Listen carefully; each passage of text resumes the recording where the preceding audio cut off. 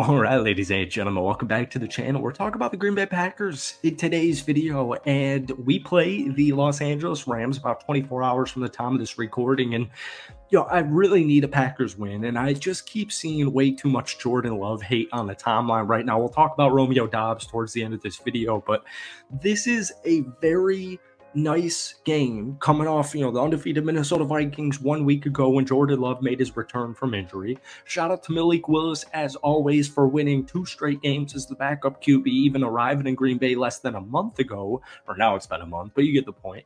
And I just can't wait to see. Jordan Love's coming off career highs in passing at 389 yards on 32 of 54, 4 passing touchdowns, also a career high. He did tie a career high with 3 interceptions, but when you're practically down 28-0 and you're down 28-7 at halftime, you're going to be throwing the ball a lot, which means, you might throw an interception or 2, or in Love's case, 3, but neither here nor there. Shout out to BetUS for sponsoring this video. We'll get to that in just a couple of minutes here.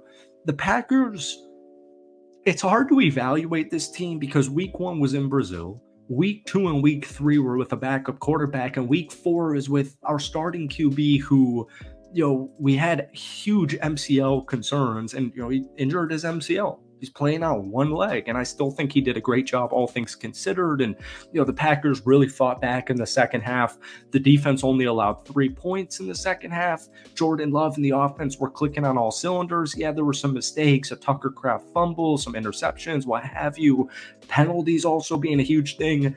This is a must-win for Green Bay in the sense of the Packers still have a great shot at winning this division. You got the Detroit Lions with a bounty, a target on their back. The Minnesota Vikings are off to a red-hot 4-0 start. And just like every season in the NFC North, is probably going to come down to divisional matchups whenever we, play each other, right? So this is a big-time game that we need a win in, but there are a couple of things I want to see. So before we get any further into today's video, if you guys enjoy, hit that like button, hit that sub button for daily NFL content. I'm a diehard cheesehead, so we post a ton of Packers videos every single week. Packers fans love and appreciate you guys as always. If we could try and get this video to 100 likes, folks, that would mean the absolute world to me. One thing, whether it's Jordan Love, whether it's Malik Willis, I don't give a rat's ass. One thing that needs to change is the penalties. Through 4 games, the Packers rank tied for 3rd in the NFL in penalties against with 34. They had 8 this past Sunday against the Minnesota Vikings. Almost 2/3 of those penalties have come on offense, with 22 infractions on the offensive side. That's the 2nd worst in the National Football League. They also have 10 defensive penalties. That's tied for 8th most in the NFL, and 2 special teams penalties ranked for 21st in the NFL. This has to be solved, and it has to be fixed immediately. We could literally make a whole 8-minute video on why, or not why, but examples of how the Packers penalties have shafted this team, and they've shafted drives, and they've shafted momentum. But it's the first month of the season. And as we kind of are seeing in the last couple of seasons, the NFL shortened preseason to 3 games as opposed to 4. They extended it to 17 regular game season, or 17 regular season games as opposed to 16. And so, preseason for a lot of these teams extends into the first couple of weeks. But the Packers are a little bit different once again because Jordan Love, our starting quarterback, has played and finished, or started and finished, 1 of our 4 total games. All right, guys, before we get back into this video here, once again, shout out to BetUS for sponsoring this. I want to show you click by click, step by step, how to bet on the Green Bay Packers to win the NFC North if you do decide that's the right option here. Minnesota sitting nice at 4-0. We just lost to them last week. Detroit's looking good at 3-1. But it's just the first quarter of the season. So I'm going to show you step by step here. We're going to go down from football. We're going to go to NFL divisions, and I'm licking my chops at this, folks. Scroll on down to the NFC North, and you see the Green Bay Packers sitting extremely pretty at plus 550. But folks, it does not end just there. 150% bonus on your first deposit, and then on your next 2 you're getting 125% bonus, all with the code YouTube150. Let's get back. So that's something I need to be cleared up, whether it's against the Rams or whoever, whatever. It needs to be cleared up, and it needs to be cleared up fast. One big thing I'm keeping my eye on is Tucker Kraft this upcoming Sunday. So I saw a great article from Matt Schneiderman over on The Athletic. Go check that out. Romeo Doubs is injured. or sorry, Christian Watson is injured. Romeo Doubs, we don't really know what is going on. I don't even really want to comment on it. He's been suspended earlier today for tomorrow's game. I don't want to comment on it because it seems like there's way more to the story than him being upset with targets. Once again, because Jordan Love has started and finished one total football game this season. So I don't want to comment on that. But the fact of the matter is Romeo Doubs is not playing tomorrow and Christian Watson is not playing tomorrow. The good news is Jayden Reed looks like wide receiver number 1 against the Vikings. 7 catches, 139 yards and a touchdown, 336 receiving yards, ranks 5th in the National Football League, and his 19.8 yards per catch ranks 3rd in the NFL. He also has 3 total touchdowns, 2 receiving and 1 rushing, while averaging 15.2 yards per rush on only 6 carries. So keep an eye on Jayden Reed. Keep an eye on Bo Melton getting more of an opportunity. Keep an eye on Dontayvion Wicks. Dontayvion caught a couple of touchdowns last week, but he was targeted 13 times. There were a couple of drops there. I think Dontayvion Wicks and Jayden Reed will have phenomenal football games this upcoming weekend, as long as it's not a Packers blowout.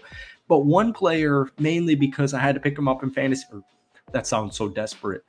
I have Sam Laporta, who's on a bye, and I got Dallas Goedert, who's on a bye. So I picked up Tucker Kraft to stream for this weekend. And, to be honest with you, he's emerging clearly as tight end number 1 for the Green Bay Packers. He's entering this season as, the second-year tight end, just like Luke Musgrave, second-round pick, Tucker Kraft, the third-round pick.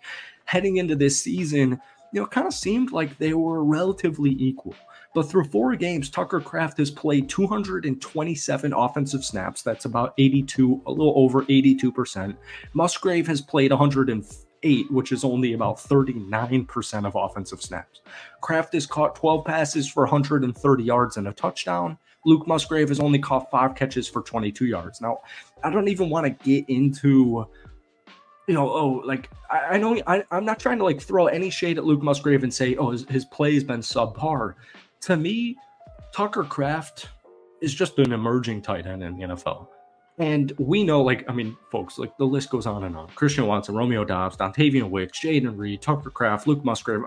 There's so much young talent. There's only so many targets to go around from a week-to-week basis. And that was kind of the whole MO for the Packers heading into this season. Like Matt LaFleur said, we don't have a star wide receiver because all of these guys can be stars on week-to-week basis. So I'm expecting a big game from Tucker Kraft, who's emerged as tight end 1 for this upcoming matchup against the Los Angeles Rams. I did want to talk a little bit about Rashan Gary because he's been getting flamed on Twitter. I'm on Packers Twitter now. I tried to avoid it because it just gets me too excited for Packers football, but he's the 8th highest paid edge rusher in the NFL. He's making about $24 million a year, but the production just hasn't been there. It's been 4 games, but there are 81 players right now with more than 1 sack, and Gary is not one of those. Dating back to last season, Rashan Gary has only a sack and a half in the last 12 games. The deep analytical statistics they get even worse. So I'm not even going to touch on that. But my point is, heading into this weekend or heading into tomorrow, there are a couple of players I want to see big time games from. First off, the wide receiver room in general, because Christian Watson and Romeo Doubs are out. But I'm excited to see what Jayden Reed, Bo Melton, and Dontayvion Wicks can do in absence of those 2 players. I'm excited to see how Tucker Kraft builds off last week despite that fumble. And I'm excited to see, honestly, in my opinion, a breakout game, or that's the wrong wording because we know who Rashan Gary is. He's the 8th highest paid edge rusher in the NFL. But I'm anticipating kind of this revenge redemption type of game from Rashan this upcoming weekend. Thank you guys so much for watching. Just kind of a random ramble Packers video 24 hours from kickoff. Hope you guys enjoyed it. Be sure to hit that like button, hit that sub button if you enjoyed it. Shout out to BetUS for sponsoring this video. But folks, down below, give me a score prediction for tomorrow's game against the Rams. We'll see you soon, hopefully. Peace.